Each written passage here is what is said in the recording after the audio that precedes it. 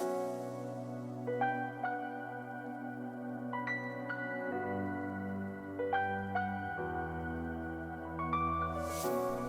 friends, Jenkins here, bringing you another Dota 2 video on behalf of Dota Alchemy, and in this video we're going to be taking a look at No One's Outworld Devourer versus ASD's Draw Ranger in the mid lane.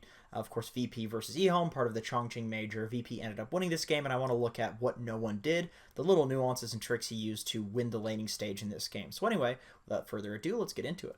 So to start, No One builds into 2 Mantles of Intelligence, 1 Iron Branch, 1 Circlet, and then 1 Fairy Fire, and gets pooled to Tangos. So with the new cost on how much Null Talisman is, this build is going to give you the ability to have more regen and honestly more damage, and then you're going to build into 2 Null Talismans probably anyway, so building into the 2 Mantles makes a lot of sense. So he's going to have a lot more damage with this build, and it's really important to note what he does at the start of the game. Number 1, VP, they tip a lot of people, you know, they have that going for them, but also his camera isn't just stationary on his hero. He's constantly looking around the map. He even pings that Huskar and Draw Ranger are missing, kind of indicating that he's not too sure where they're going to be, or they're important heroes, or they might both be laning against him depending on the other lanes.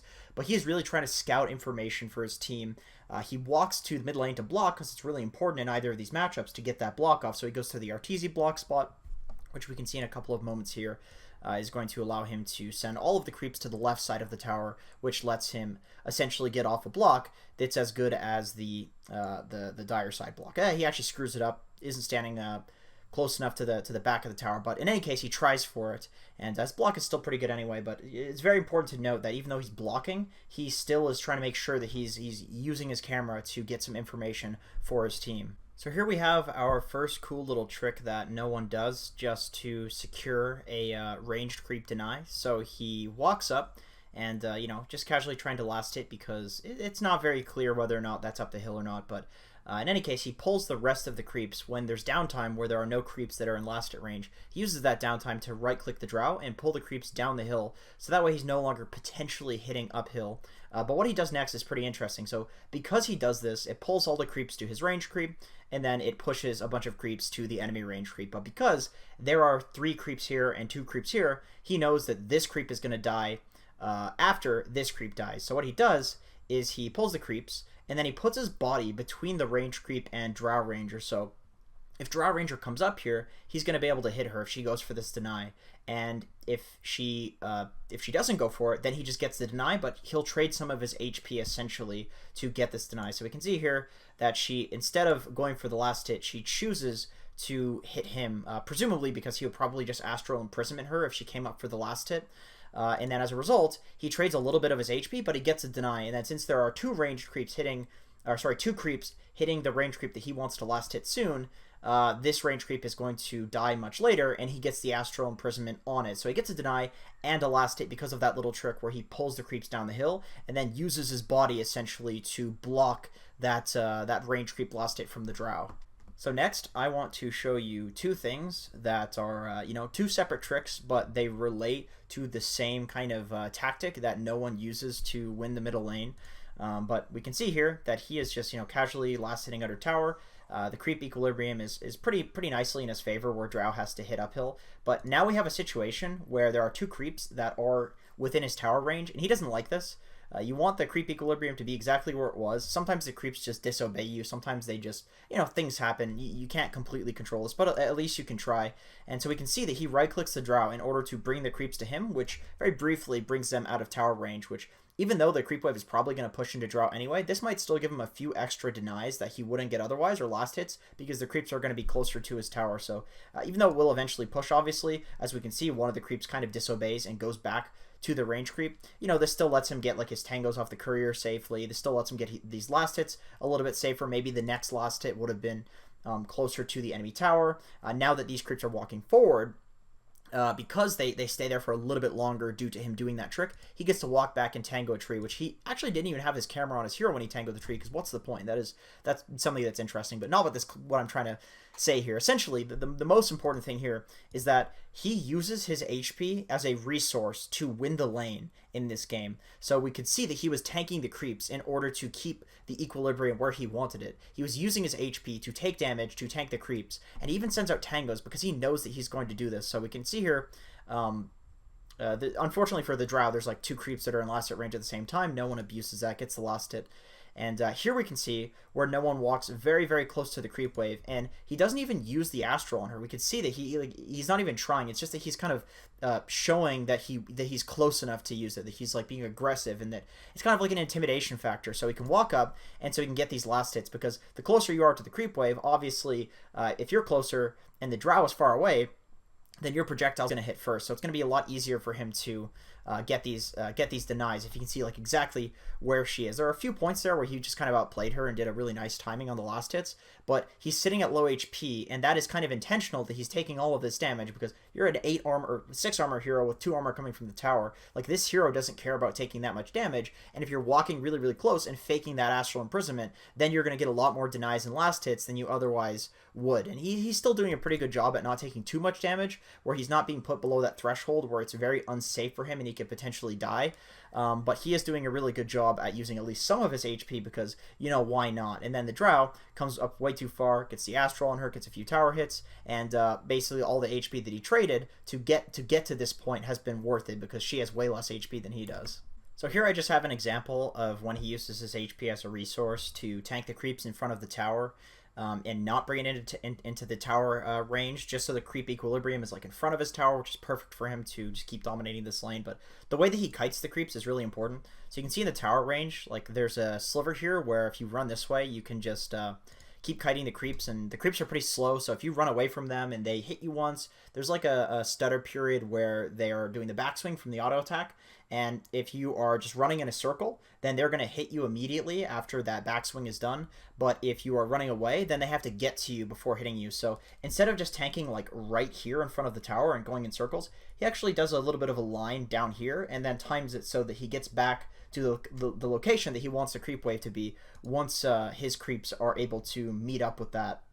So it's just a nice little play there where he takes a little bit less damage than somebody would by running in a circle, but he still has this equilibrium in a perfect position for him. And given that he has 2 null tallies and that he is leading the lane right now, if he keeps playing like this for, you know, 1 or 2 more waves, he's going to absolutely crush this lane, just because that's how the mid lane works. It's super, super snowbally, and the Drow will have to go jungle. Anytime he's in the lane, the Drow is going to have some issues.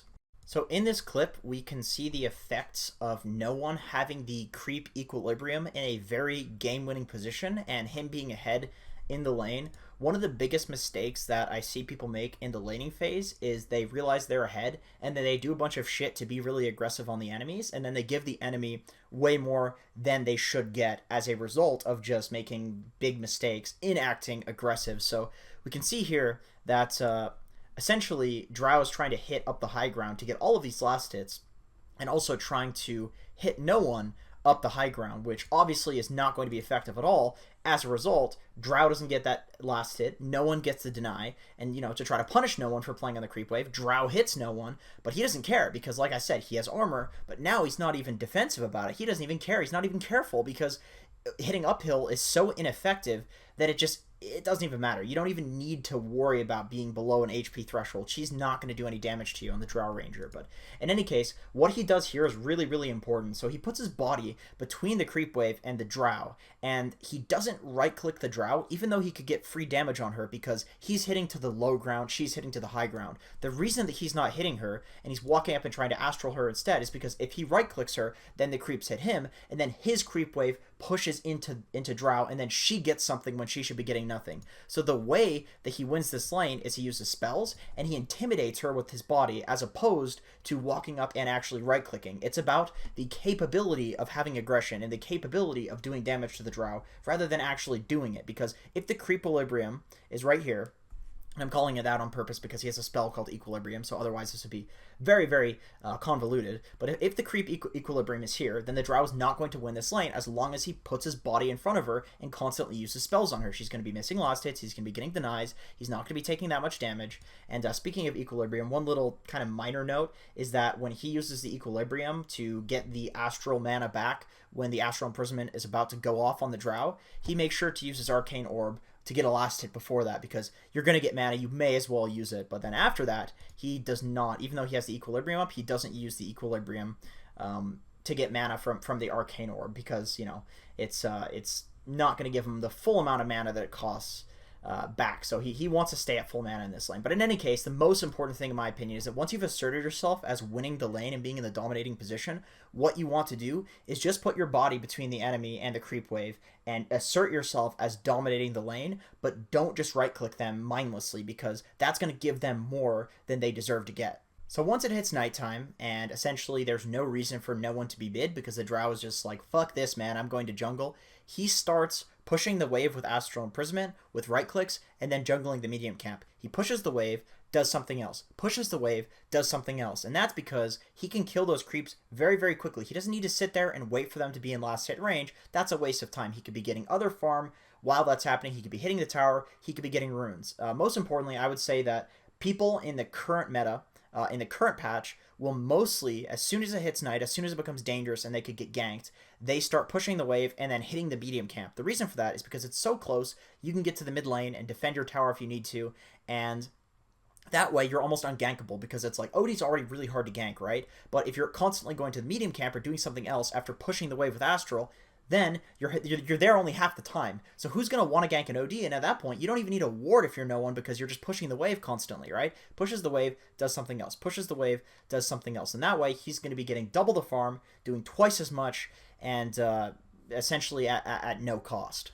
So in pretty typical VP style, essentially the game hits a certain point where they just run around and start kicking the living shit out of the enemy team with their items that they acquired from having a pretty good laning stage. I think this is very typical for no one in general. He will almost always get involved in fights. In fact, VP is a team that, like, no matter who it is, these heroes will almost always get involved in fights, even Magnuses and Juggernauts and heroes that would otherwise just be, you know, farming a Blink or farming a Battle Fury or something. Even if they go for farming items, they fight. So basically, the laning phase ends and no one just runs at people. He just tries to group himself with another core in the game and be very strong in a particular lane where they can get an advantage, where they can get a tower or take control of an area. But in any case, that's it for this video. Thank you so much for watching. Please make sure to check out the other videos I'm doing part of this series. I'm going to be doing a different topic every day, trying to do 5 videos, every single role, 1 through 5, of course, in the Major, and covering just what those roles are doing in the current patch. So in any case, thank you for watching. I appreciate it, and I hope to see you in another one.